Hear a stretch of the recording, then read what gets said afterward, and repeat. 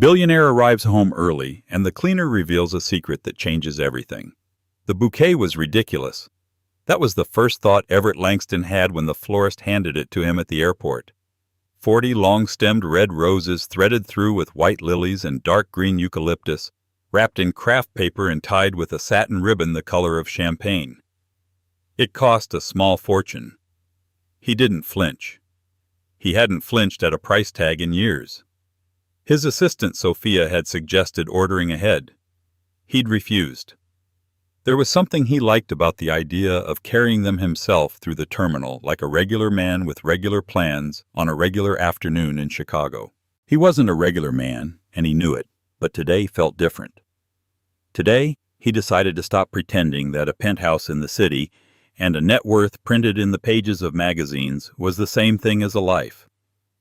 He'd been away closing a major development deal in a city of polished glass and curated ambition, where every lobby smelled like imported cedar and every conversation had an agenda buried inside it like a splinter.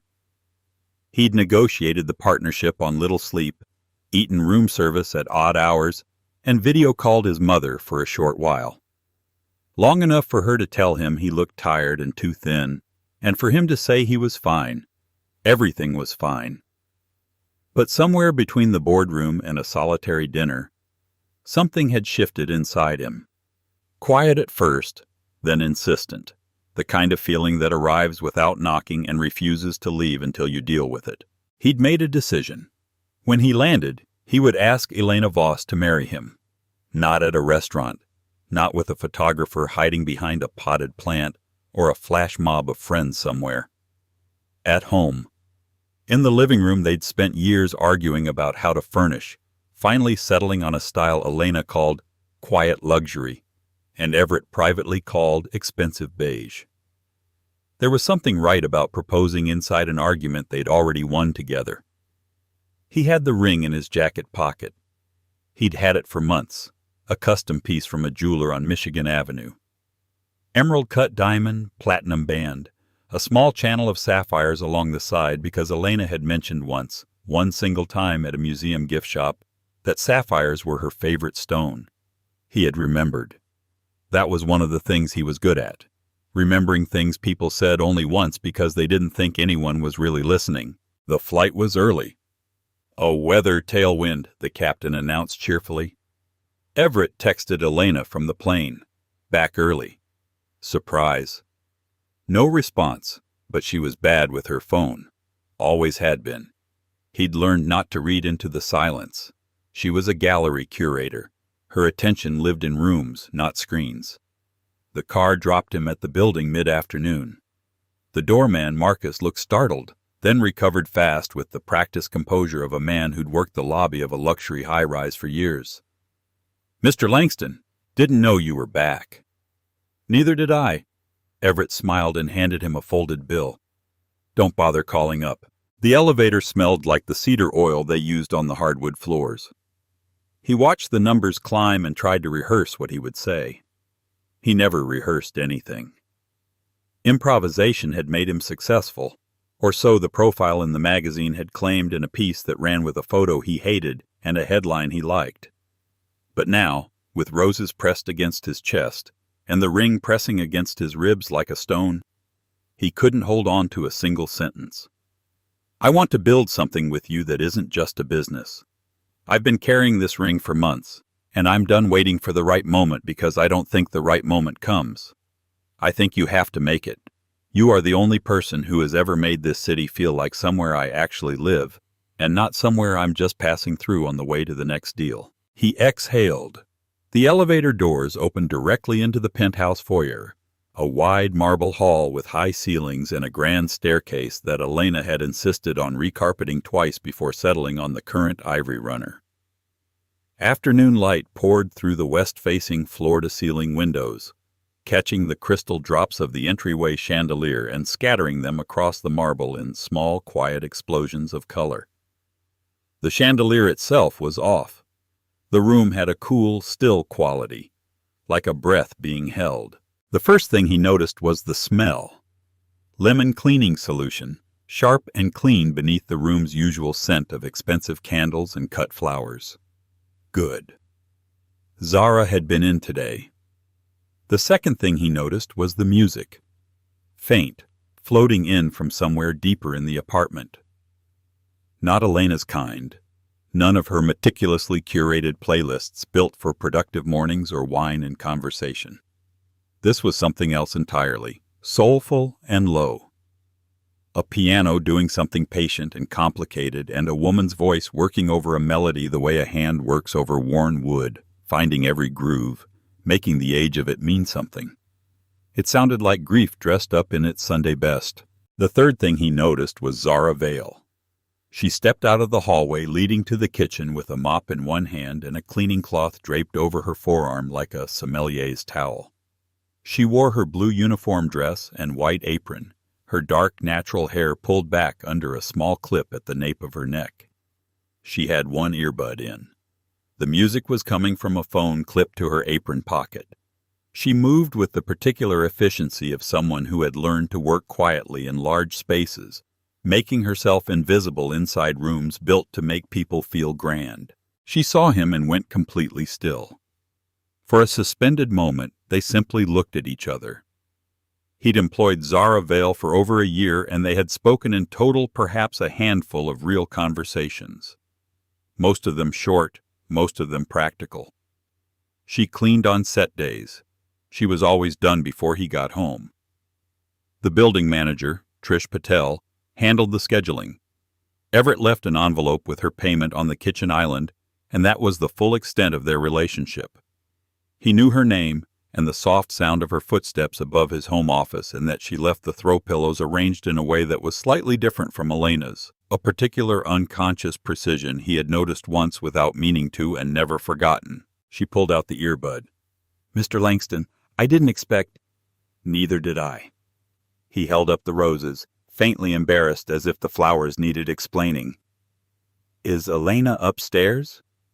Something crossed Zara Vale's face. Not quite alarm, subtler than that, and more complicated. The kind of expression that moves through a person when they are running a rapid and unwilling calculation, adding up numbers whose total they already know and hate. Yes, she's... He was already stepping toward the staircase. "Mr. Langston?" Something in her voice stopped him. Not the words. People said his name that way 100 times a day. Deferential, eager, strategic, afraid. It was the specific quality beneath them. Careful, controlled in a way that suggested the control was costing her something real. He turned back. Zara Vale set the mop against the wall. She took 2 steps toward him and stopped, hands clasped in front of her apron, her dark eyes holding his with a steadiness that did not match the tension visible in her jaw.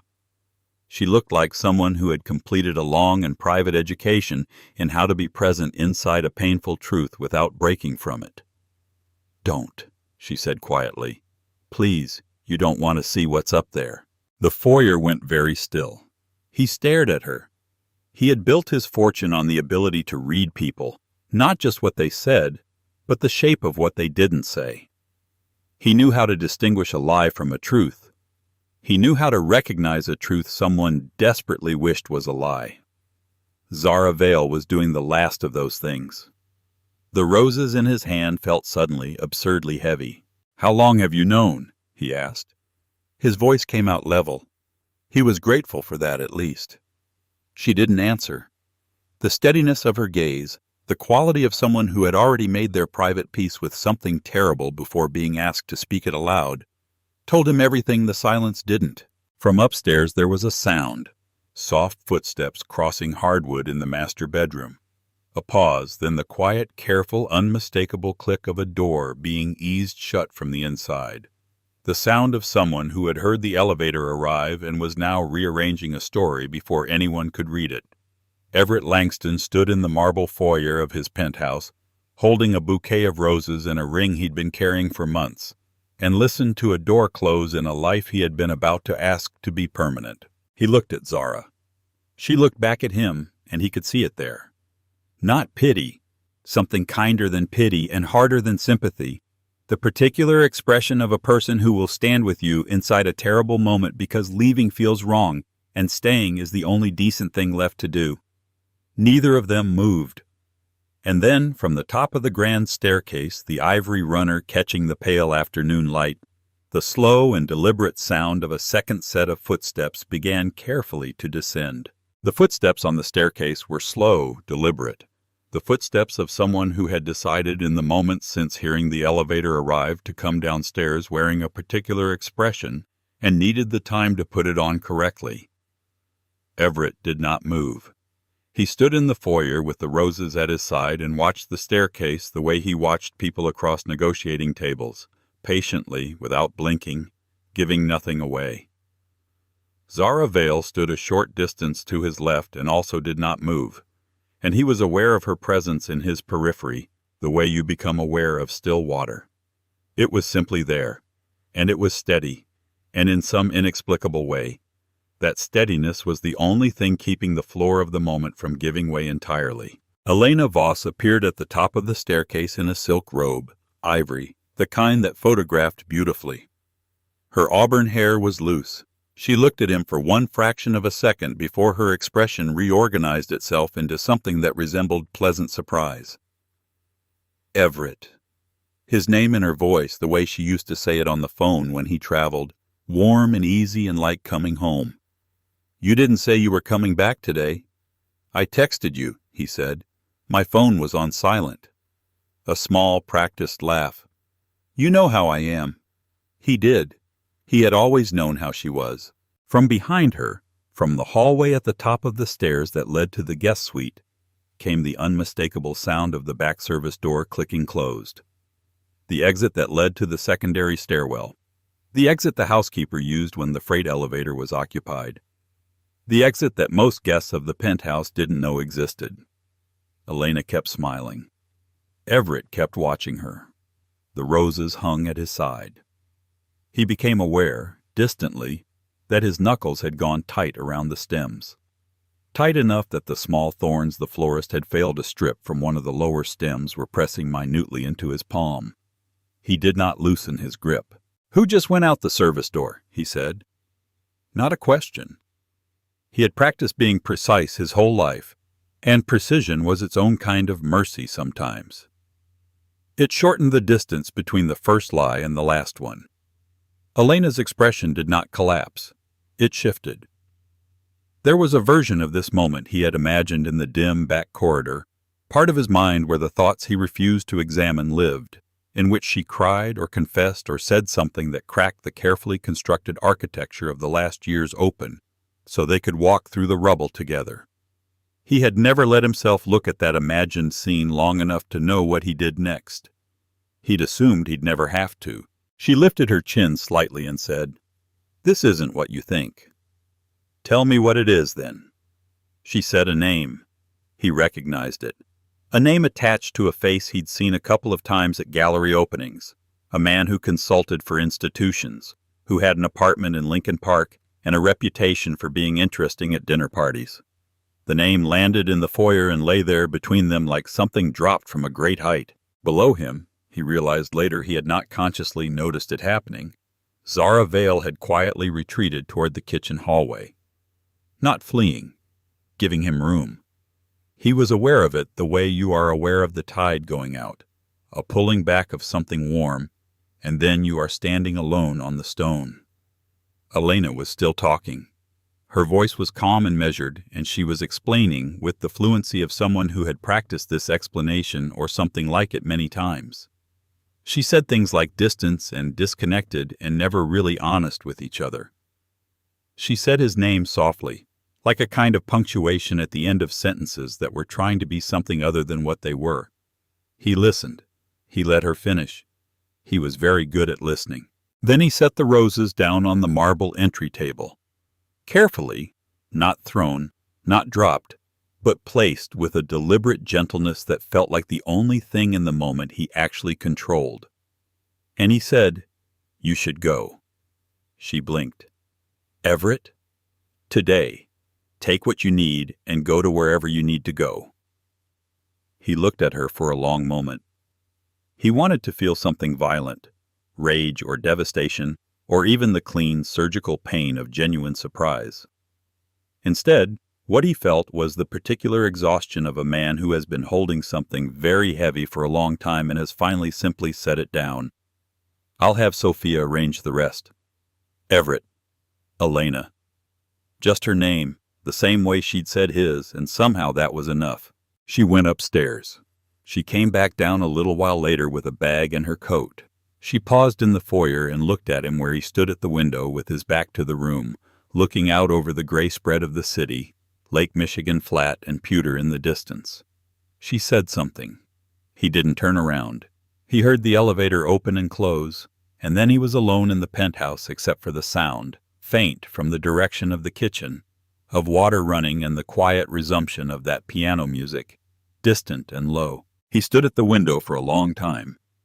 He wasn't sure how long enough for the light to shift, long enough for the sky over the lake to go from pewter to a deep bruised violet at the edges. He was still in his suit jacket. The ring was still in his pocket. At some point, he reached in and held it in his closed fist, and then he put it back. "Mr. Langston." He turned. Zara Vale stood in the kitchen doorway. She'd taken off the apron. She held 2 mugs of coffee, plain, no tray, no ceremony, and her expression was entirely uncomplicated, steady and direct, and offering something she clearly was not sure would be accepted. "You don't have to do that," he said. "I know," she said, and she crossed the room and set a mug on the table beside him. She did not leave, but she also did not stay close.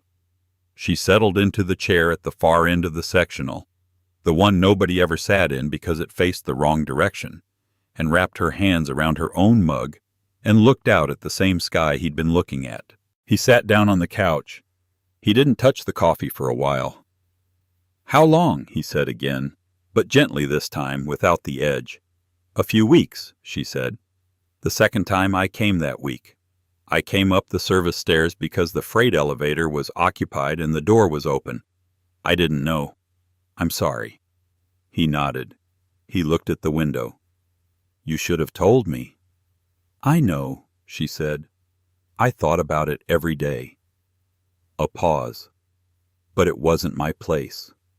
He almost said something sharp about that, about what her place was, and then he stopped because it occurred to him that she was right, and that what she had just described was, in its way, an act of considerable restraint and considerable kindness. She had carried something that was not hers to carry for weeks in someone else's house, alone. "What's your name?" he said. He knew her name. He meant something different. She looked at him. Zara Vale. "How long have you been doing this work?" "Years. Some time in Chicago, some before that in Atlanta." "You're from Atlanta?" "Born and raised." Something passed through her expression. Brief, layered, hard to name. "Came up here after my mother got sick. Better access to a specialist at Northwestern." He nodded. He looked at the coffee. He finally picked it up. It was hot and strong, and she hadn't asked him how he took it. She'd made it black, which was correct, which meant she had noticed at some point, without being asked the way careful people notice things they are never thanked for noticing. "Is she—" he started. "She passed," Zara said quietly. "Recently." "I'm sorry," he said. He meant it. They sat in the settling quiet of the penthouse as the sky went fully dark outside, and the lights of Chicago came up below them. Thousands of them, indifferent and gorgeous, doing what they always did regardless of what happened in the rooms of the people looking down at them. He noticed then what he hadn't noticed before. Partially tucked beneath the far cushion of the chair she was sitting in, not hidden exactly, just displaced, was the corner of a notebook, a sketchbook by the look of the binding thick paper edges, a pencil tucked in the spiral. Something about the way her arm shifted slightly when his eyes moved there, a tiny, involuntary protective adjustment, made him pause. "What is that?" he said. "Nothing. Fast. Too fast." "Zara." She looked at him. He looked at the notebook. The moment stretched between them, 2 strangers sitting in the wreckage of someone else's decision, navigating a kind of unexpected intimacy neither of them had asked for or prepared for. Slowly, With the particular reluctance of a person revealing something they have never shown to anyone, she reached under the cushion and set the sketchbook on the table between them. He leaned forward and opened it. The first page stopped him cold. Then the second. Then the third. He kept turning slower and slower with the feeling of someone who has opened a door expecting a closet and found instead a room he had no map for. The drawings were architectural, precise, ambitious, breathtaking in their detail. Floor plans and elevations and structural section cuts and perspective renderings, all done in pencil on graph-lined paper with a skill and a confidence that did not belong in a sketchbook shoved under a cushion in someone else's penthouse. Residential towers, mixed-use developments, a community library that used its roof as a public park, a mid-rise housing complex with a central atrium that looked like it had been designed to hold light the way a cupped hand holds water. He looked up at her. She was watching him with an expression he hadn't seen on her face before. Vulnerable, braced, already half prepared for something dismissive. "Where did you study?" he said. The question landed between them, and the silence that followed it was the loudest thing in the room. Zara Vale looked at the window, then back at him. "I didn't," she said. The sketchbook sat open on the table between them, and Everett Langston did not look away from it. He turned another page. A mixed-use development, retail base, residential tower above, a covered arcade running along the street-level facade that used angled glass to pull natural light down into what would otherwise be a dead zone between buildings. The detail was extraordinary. She had drawn the sun angles. She had drawn the shadow patterns at different times of day. In the margin, in small, precise handwriting, she had noted the material specifications: reclaimed brick, thermally broken aluminum framing, green roof on the setback. He had sat across the table from licensed architects who didn't think like this. "You didn't study," he said again, not a challenge. He was trying to understand the shape of what he was looking at. "Not formally." Zara sat very still across from him, her coffee mug held in both hands, her eyes on the open sketchbook with the expression of someone watching a private thing be handled by someone else. "I took every online course I could find, university open resources, some programs through the Architecture Center. I used the public library for the reference books. I've been doing it since I was young." "Young?" he repeated. "My father used to take me to building sites on weekends," she said. "He did finish carpentry, commercial and residential. He'd walk me through the bones of a place while it was still being built, before the walls went up, before everything got covered over, and explain how it worked, how the load moved, how the light would come in once the windows were in, how a building breathes." She paused. "He said if you understood how a building breathed, you understood how it would feel to live inside it." Everett was quiet. Outside, Chicago was fully dark now, brilliant and indifferent beyond the glass. "What happened to him?" he asked. "He died when I was young," she said. Simple, contained, a fact she had been carrying long enough that she could hold it without visibly straining. "After that I had to work. My mother needed help, and the scholarship I'd been offered, it didn't cover everything, and I couldn't leave her, so I deferred. And then I deferred again, and then it expired, and that was that." "What scholarship?" A pause. "Illinois Institute of Technology," she said. "Full ride, architecture program." The room went very quiet. Everett closed the sketchbook slowly, with care, and slid it back across the table toward her. Then he leaned back in the couch and looked at the ceiling for a moment, at the plaster medallion from which the chandelier hung, the one Elena had found at an architectural salvage company and had installed by a restoration specialist at considerable expense. He had never looked at it closely before. It was, he noticed now, genuinely beautiful. Acanthus leaves and running vines, the kind of detail that required someone to care very much about something that most people would never notice. "Why are you cleaning apartments?" he said. It came out blunter than he intended, and he heard it, and he didn't take it back because she deserved the honest version of the question. She didn't flinch. Because it pays. Because I can set my own schedule. Because I needed to be at my mother's hospital several afternoons a week, and this was the only work that let me do that. She looked at him steadily. It's not a failure, Mr. Langston. It's just what the situation required. I know, he said.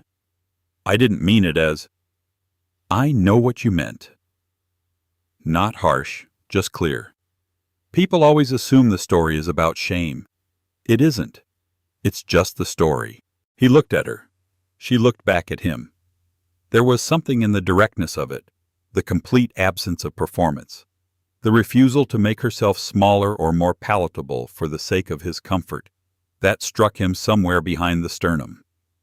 He had sat across from senators and CEOs, and none of them had looked at him the way Zara Vale was looking at him right now, like she saw him without any particular agenda about what she found. Show me the rest of the sketchbook, he said.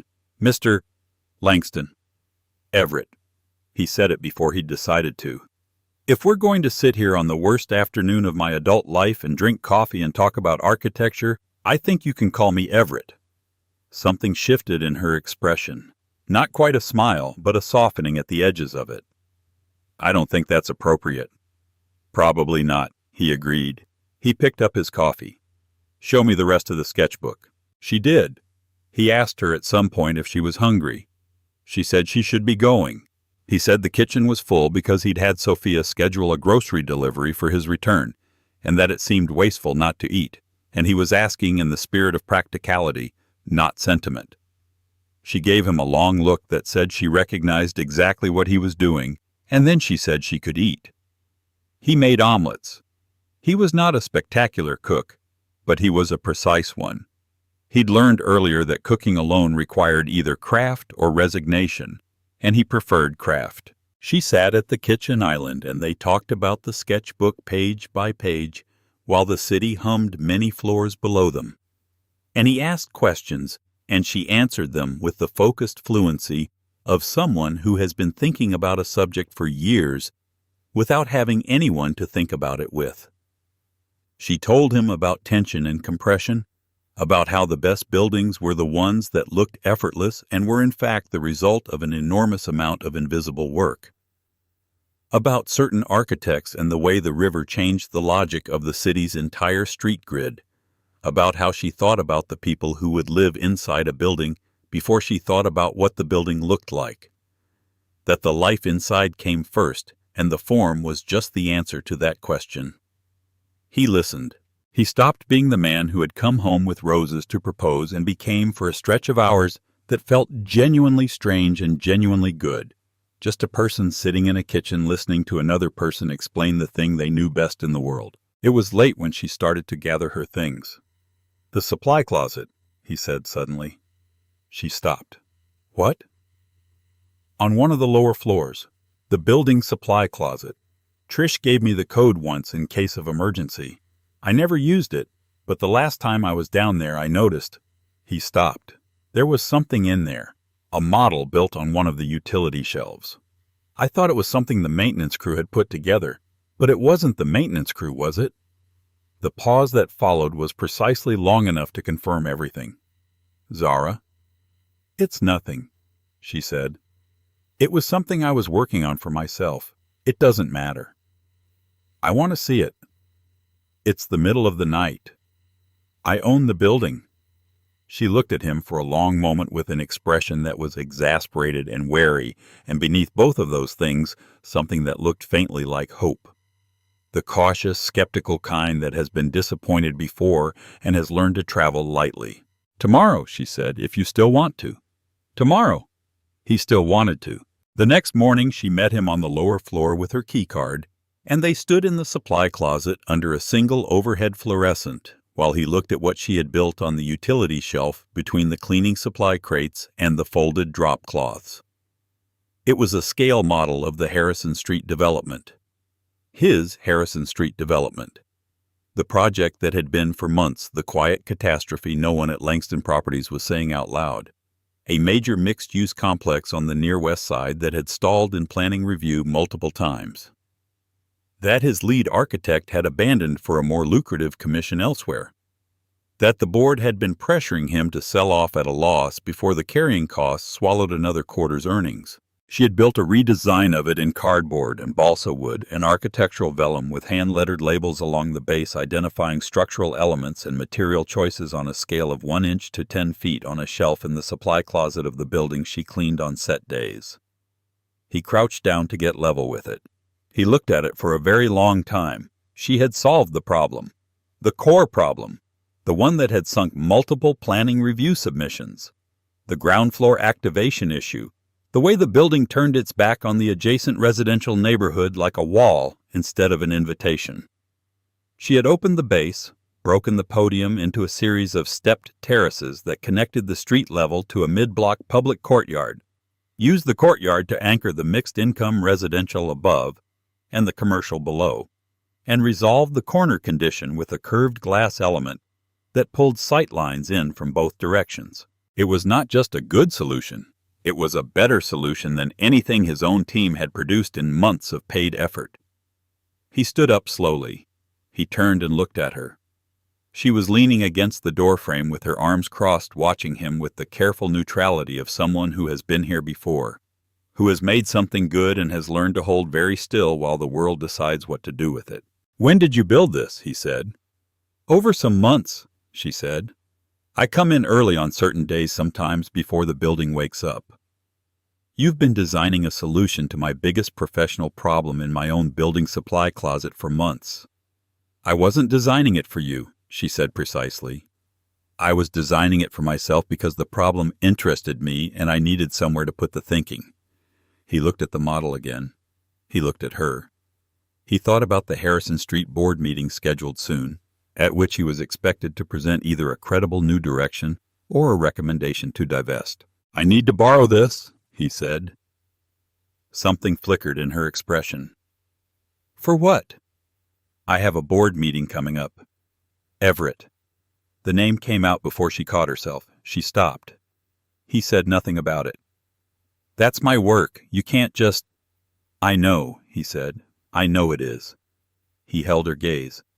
"I'm not asking you to give it to me. I'm asking you to trust me with it. There's a difference."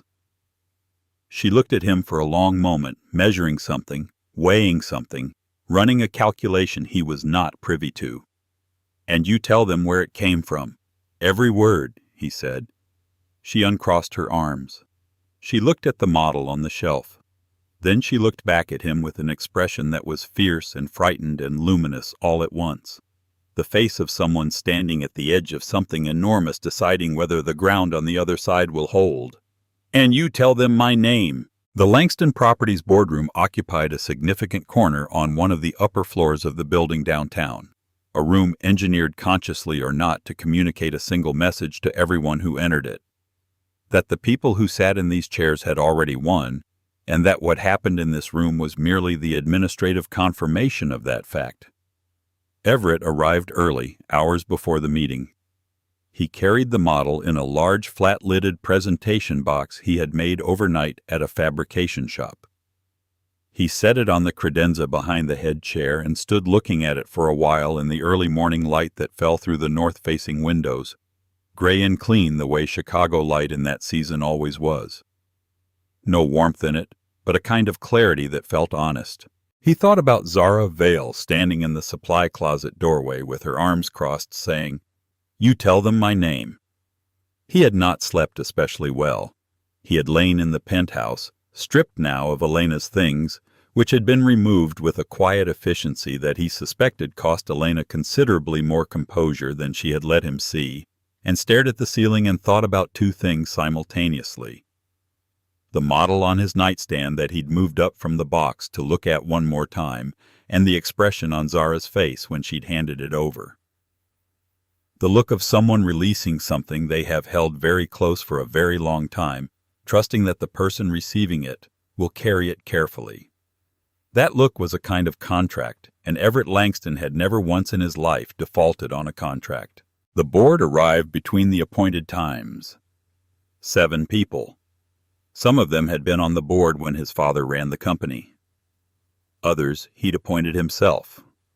They settled into their chairs with the particular collective energy of people who have been summoned to a potentially unpleasant meeting and have decided to manage their expectations by deciding the unpleasantness in advance. "The Harrison Street situation," said Doreen Mbeki, the board chair, a woman with the bearing of a federal judge and the financial instincts of a very patient predator, before Everett had finished sitting down. "I assume that's why we're here." "It is," said Everett. "The divestiture proposal has been on the table." "It's still on the table," Everett said. "I want to put something else on the table first." He stood up, moved to the credenza, and lifted the lid off the presentation box. He gave them time. He walked them through the model, the redesigned base, the step terraces, the mid-block courtyard, the mixed-income residential tower, the curved glass corner element, and what it did to the site's relationship with the surrounding neighborhood.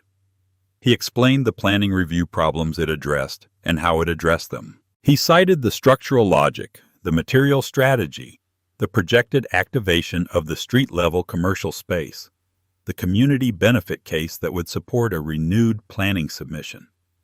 He answered questions, some of them skeptical, some of them sharp, some of them the kind that only get asked when people are genuinely engaged rather than just performing due diligence. When he finished, Doreen Mbeki sat back in her chair and looked at the model for a long moment. "This is your team's work?" she said. "No," Everett said. "It belongs to a designer named Zara Vale." A pause. "Who is Zara Vale?" said Garrett Hale, the youngest board member, a former investment banker who had the particular habit of asking questions he already knew the answer to. "She cleans my apartment," Everett said. The room did what rooms do when something unexpected happens in them. It went quiet in a specific way, not the quiet of discomfort, but the quiet of recalibration. 7 people simultaneously revising the story they had been telling themselves about this meeting. "She designed this," Everett continued, "on her own time, in the supply closet of my building over months, because the problem interested her. She has no formal architectural degree. She was accepted to the architecture program on a full scholarship, which she gave up to care for her mother, who has since passed. She has been teaching herself structural and environmental design since she was young, and she has solved a problem that cost us months of professional fees and multiple failed planning submissions." Another silence. "You want to bring this to planning review?" Doreen said. It was not quite a question. "I want to bring Zara Vale into this room first," Everett said, "and then I want to bring this to planning review." The vote was unanimous.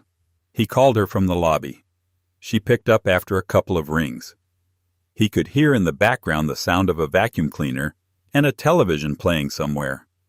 She was on a job. "It passed," he said. "Unanimous. They want to meet you."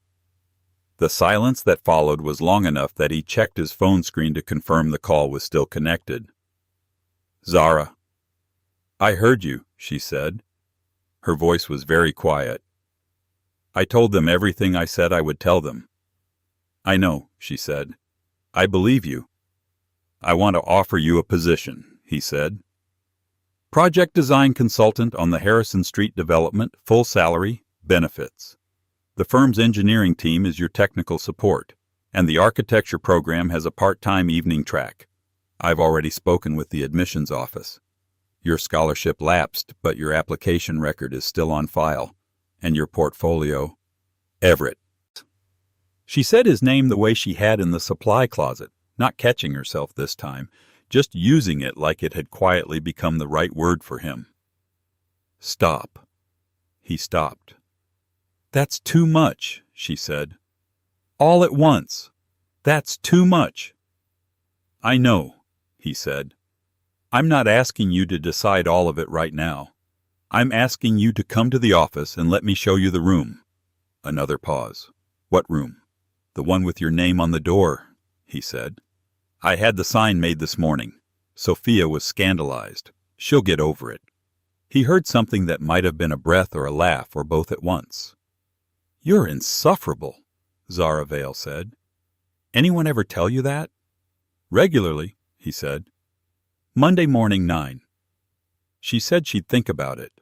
She said it in the tone of someone who had already decided and needed the weekend to make peace with what the decision meant. She came. She was wearing dark slacks and a cream blouse and had her hair down for the first time he'd seen, and she stood in the doorway of the small corner office.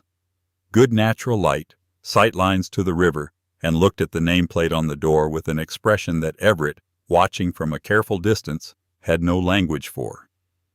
It moved through several things in rapid succession, and then settled into something quiet and private that he felt he should not be looking at directly, the way you don't look directly at someone praying.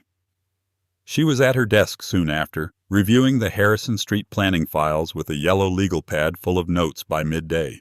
He did not allow himself to think about the way her shoulder had briefly touched his in the elevator going up, or about the small involuntary catch of her breath when she read her own name on the office door. He did not allow himself to think about what it meant that he had memorized the precise shade of the cream blouse, or that he had arrived at work early to make sure the office was ready. He sat in his own office down the hall and worked and told himself that what he was feeling was professional satisfaction at a problem elegantly solved. And he believed this right up until an afternoon when his phone rang and the name on the screen was not Zara's but his mother's. And Eleanor Langston said his name in the tone she only used when something was already broken and she was deciding how much of it to show him. "I saw the design," she said. "The Harrison Street redesign. Garrett Hale sent me the board summary." A pause, careful, loaded, the kind of pause that Eleanor Langston deployed the way a surgeon uses a scalpel. "The designer's name is Vale." "That's right," he said. "Zara Vale." "Raymond Vale's daughter," his mother said. The name hit him somewhere behind the eyes. He knew that name. He had grown up knowing that name. It appeared in the original company documents, in the founding partnership papers of the firm his father had built into an empire. It appeared once in a story his father had told once and then never told again. "Mom," he said slowly, "what do you know about Raymond Vale?" The silence that followed was the longest Eleanor Langston had ever allowed to exist between herself and her son. It was a silence shaped like a decision. The decision about how much truth a person can be handed at once without dropping it. "Everett," she said finally, her voice stripped of its usual precision, carrying underneath it something old and heavy and long carried. "That girl's father built this family, and you have absolutely no idea what we did to him." Eleanor Langston lived in the same house in the suburbs she had lived in for decades. A comfortable colonial on a street lined with old oaks that went spectacular in autumn and skeletal by winter, which was what they were now, bare and stark against a gray suburban sky. Everett had grown up in that house. He had eaten breakfast at that kitchen table every morning for years, had left for college from that front door with a single duffel bag and the specific confidence of a young man who believed that effort and intelligence were sufficient armor against anything the world might do to him. He had been wrong about that in various ways over the years since, but he had never been wrong about it here, on this street, in front of this house, until now. Eleanor answered the door before he knocked. She was older, elegantly built with the same dark eyes she had given her son, and a composure that had always seemed less like a personality trait and more like a structural feature, something load-bearing, without which everything else would shift. She looked this afternoon like a woman whose load-bearing wall had developed a crack she could no longer ignore. "Come inside," she said. "I made coffee." They sat in the living room, not the kitchen, which was where they sat for ordinary conversations. The living room was where Eleanor Langston conducted serious ones. He had been called to this room exactly a few times in his life, when his father was diagnosed, when the company nearly collapsed in a difficult year, and when she told him she had found the letters his father wrote but never sent, the ones that explained the choices he had made and refused to explain to anyone living. She had her own coffee cup. She did not touch it. "Raymond Vale," Everett said. "Tell me." Eleanor set her hands flat on her knees. She looked at the window. She was doing the thing she always did before difficult honesty, organizing it, finding the cleanest possible path through it. The way a woman who has been precise her entire life approaches the one story she has never been able to make precise enough. Your father and Raymond Vale were partners, she said. Original partners. Before there was a Langston Properties, there was Vale Langston Development. Raymond was the one who found the Harrison Street site, the original one, back in the late 80s. A derelict warehouse block. Nobody wanted it. The banks wouldn't touch it. Raymond convinced your father that the near west side was going to turn. He was right. He was almost always right about land.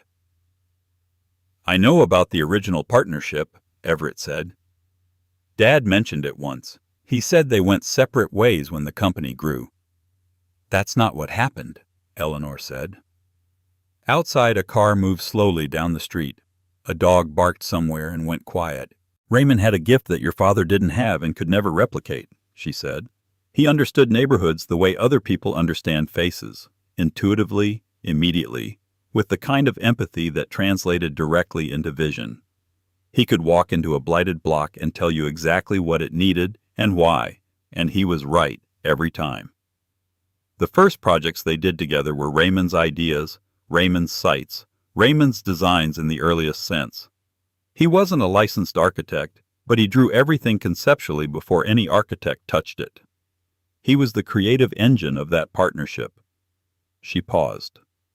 She picked up her coffee and set it down without drinking.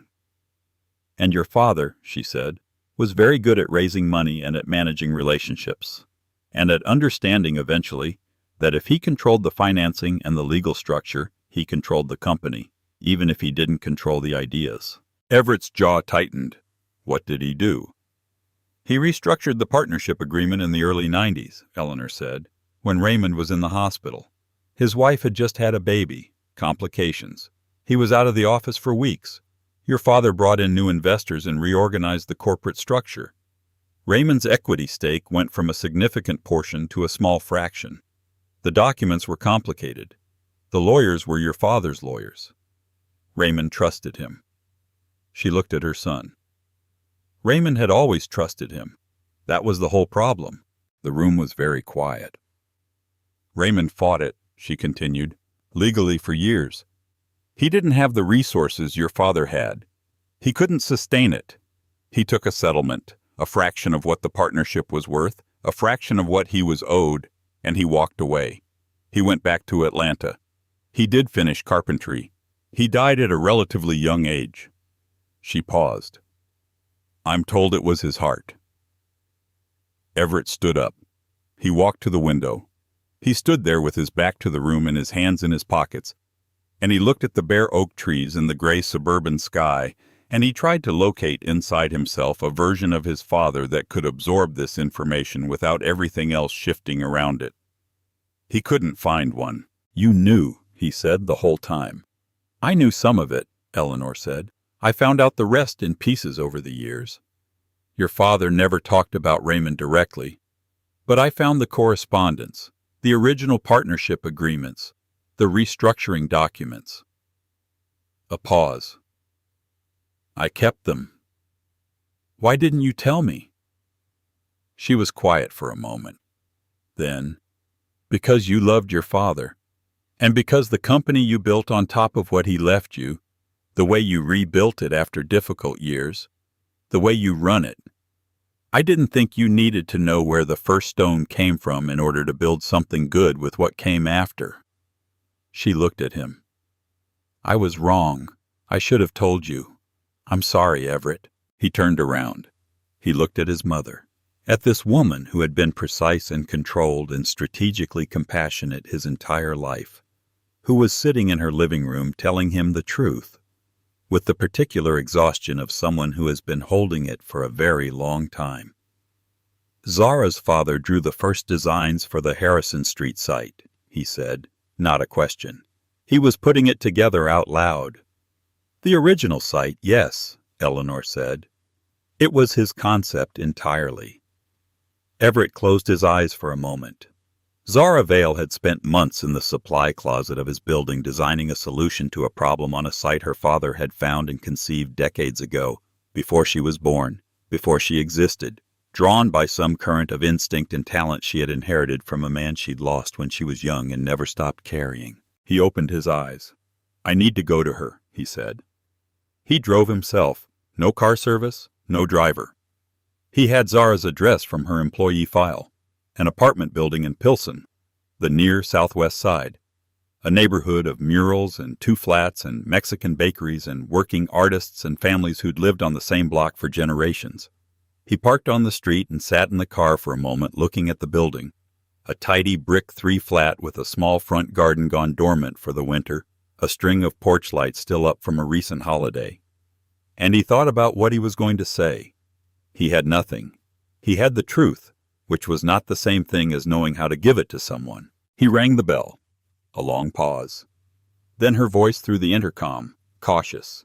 "Who is it?" "Everett," he said. "I need to talk to you." Another pause. Longer. Then the door buzzed open. Her apartment was on the 2nd floor. She met him in the hallway outside her door in a sweatshirt and jeans, hair loose, no shoes, holding a dish towel. She'd been in the middle of something domestic and ordinary, and he had arrived in the middle of it like a weather event. She looked at his face, and whatever she saw there changed her expression immediately. "What happened?" she said. "Can I come in?" She stepped back. He came in. It was a small apartment, bright and densely lived in, books on every surface, a drafting table against the window covered in sketches, a small kitchen visible through the doorway smelling of something warm and spiced. On the wall, above the drafting table, was a framed photograph, a man in work clothes at a construction site laughing, caught mid-turn by whoever held the camera. Young, handsome, a face that around the eyes and the line of the jaw looked like a face Everett now recognized. He stood in front of that photograph for a long moment. "That's my father," Zara said quietly from behind him. "Raymond." "I know," Everett said. The silence that followed was the size of everything that needed to be said. He turned around. He looked at her standing in the middle of her own living room, dish towel still in her hand, watching him with an expression that was completely still and completely alert. The way a person looks when they have been waiting for something for a very long time and can finally feel it arriving. "My mother told me," he said, "about the partnership, about what my father did in the early 90s, about the restructuring." He held her gaze. "I had no idea. I want you to know that first. I had no idea." Zara was quiet for a moment. "I know," she said. He blinked. "You know?" "My mother told me everything before she died," she said, "recently. She'd kept it for years, the original partnership documents, some of the correspondence. She wanted me to know where I came from." A pause. "Where my talent came from." She looked at the photograph on the wall. "She said my father never wanted to make me angry about it. He didn't want me to carry it as bitterness. He wanted me to carry it as proof that the instinct was real and that it was mine. Zara." Her name in his mouth felt different now, heavier, more true. "You knew what this company was when you were working in my building." "Yes." "You knew whose apartment you were cleaning." "Yes." Something moved through him, something complicated and humbling. The feeling of realizing that the ground you have been standing on is both more solid and more fraught than you understood. "Why didn't you say anything? Why didn't you—" "Because I needed the work," she said simply. "And because what would I have said? Your father wronged mine decades ago. Write me a check. Take me to court." She shook her head. "That wasn't what I wanted. And it wasn't what my father wanted either." She looked at him directly. "I wanted to build something. That's all I have ever wanted, to build something real and have it stand." He crossed the room. He stopped a short distance from her, close enough that he could see the steadiness it was costing her to hold herself this still, to deliver this much truth this quietly without any of it breaking loose. "I'm going to make it right," he said. "You don't owe me." "I know I don't owe you," he said. "That's not why." He looked at her. This woman who had cleaned his apartment for over a year and carried a history he should have known, and a talent that should have had a room and a name on a door years from now. Not because of him, but in spite of everything that had tried to prevent it. "I'm going to make it right, because it's right. And because your father found that site, and because you deserve to build on it. Zara Vale stood in her own living room and looked at him and said nothing for a long time. Then she set the dish towel down on the arm of the couch. "You should eat something," she said. "Whatever I'm making, there's enough." He looked at her.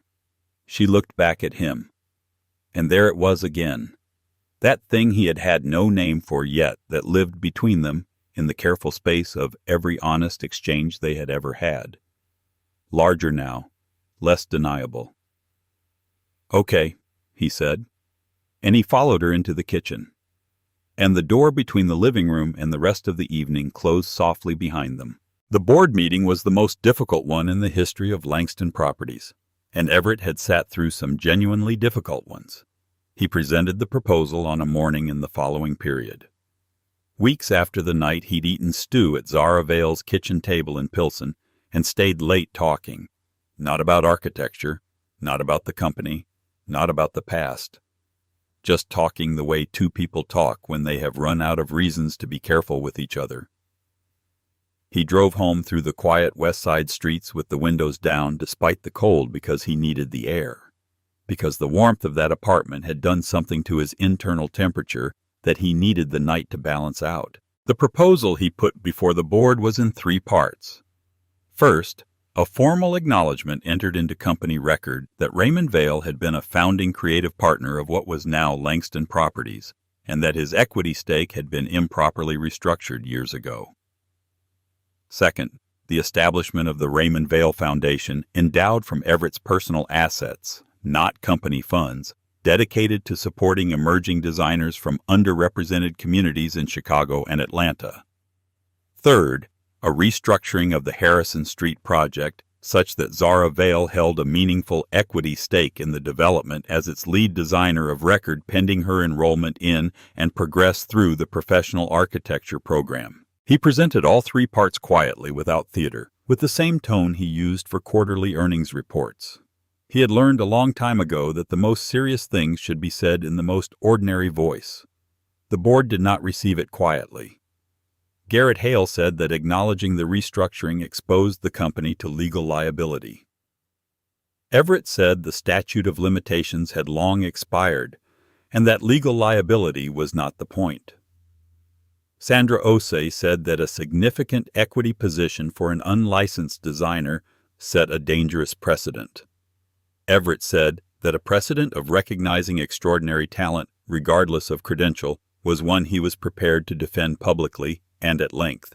Doreen and Becky, who had been quiet through all of it, watching him with the careful assessment of a woman who has observed many people make decisions and has learned to distinguish the ones made from fear from the ones made from something else, said only, "Everett, are you certain about this?" "Completely," he said. Another silence. Then, "Let's vote," Doreen said. It passed by a narrow margin. He accepted it without visible relief and shook hands with all of them, including those who had voted against. And then he went back to his office and called Zara. "It passed," he said. A pause. He had come to understand her pauses, the specific weight of each one, the way she used silence not as absence but as presence, as a kind of listening that went in both directions. "All 3 parts," she said. "All 3 parts." She exhaled long and slow, the breath of someone who has been holding something in their chest for years and has finally cautiously released it. "My father's name is in the company record," she said. Not a question, confirming something she needed to hear in her own voice. "Raymond Vale, founding creative partner," Everett said, "as of this morning." She didn't say anything for a moment. He didn't fill it. He had learned not to fill her silences, that they were not empty. "Okay," she said finally in a voice that was very small and very full. "Okay." She started at the architecture program in the following term. The evening track on set days, studio hours on weekends. She was the oldest person in her cohort by a few years and the most prepared. And within weeks, she had become the person the studio professor used as an informal reference point when explaining what rigorous design thinking actually looked like in practice. She told Everett about it on Thursday evenings. He had developed a habit. Neither of them had named it or formalized it. It had simply grown into existence the way habits do when two people stop pretending they're not doing something. Of having dinner with her on those evenings before her class. Sometimes at the small Ethiopian place on Blue Island Avenue. Sometimes at the diner on Cermak that was open late and had the best pie in the near southwest side. Once memorably at the kitchen island of his penthouse when neither of them had felt like going out, and she had made jollof rice from a recipe her mother had taught her. And he had sat on a stool and watched her cook, and felt with a clarity that almost embarrassed him that he was exactly where he was supposed to be. He had not said anything about what he felt. He was aware that the gap between their circumstances, even as it narrowed, even as the office on the floor filled up with her drafting tools and her yellow legal pads and the rolling sound of her voice explaining section cuts to the junior engineers, was still there. Not in the way it had been, but present. Real. He was her employer in a formal sense. He was the man whose company had wronged her family. He was aware of all of this, and he moved carefully. The way you move carefully around something that matters too much to rush. She was also aware of it. He could tell by the precise way she maintained a certain distance. Not coldness, never that, but a considered space. A room of her own inside every interaction. A territory she had defined and that he respected because respecting it was the only honest thing he could do. And then one evening in the following season, the last such evening of the month, dinner at the Ethiopian place, the plum wine she always ordered, and the injera he had come to love with a fervor that genuinely surprised him. She said out of nowhere in the middle of a conversation about the Harrison Street structural drawings, "I'm not angry anymore." He looked at her. "About your father? About any of it?" She looked at her wine glass, turned it slowly in her fingers. "I was for a long time. Even when I didn't let myself feel it directly, it was there, underneath. When I was cleaning that apartment, when I was in that supply closet, even when I handed you the model." She looked up at him. "I think I held on to it because it felt like the last thing I had from him. The injustice of it, like releasing it, meant releasing him." He said nothing. He waited. "But I've been thinking about what he wanted," she said. "What my mother said he wanted for me. And I think—" She paused. "I think the building is enough. Watching it go up is going to be enough. Having his name in the record is enough." She looked at him steadily. "You did that. You didn't have to do that." "Yes, I did," he said. "You know what I mean." "I know what you mean," he said. "And I'm telling you, yes, I did. Not just for the right reason in the abstract, for you specifically because it was yours, because you were owed it, and because—" He stopped. She looked at him. She was very still. "Because?" she said. He looked at her across the small table in the small restaurant on Blue Island Avenue, with the winter finally going thin outside the window and the first suggestion of spring coming into the Chicago air. And he thought about the foyer, about the roses and a door clicking closed in a life he had been about to commit to, and Zara Vale standing in the marble hallway like the only fixed point in a room that had just lost all its furniture. "Because you are the most extraordinary person I have ever met," he said, "and I have been trying to find the right moment to say that for months, and I have decided that there is no right moment, and I'm just going to say it." Zara Vale looked at him for a long time. "Everett," she said. "I know," he said. "I know the situation. I know everything that's complicated about it. I'm not asking you to. I'm not asking for anything right now. I just needed you to know." She looked at the table, then the window, then back at him.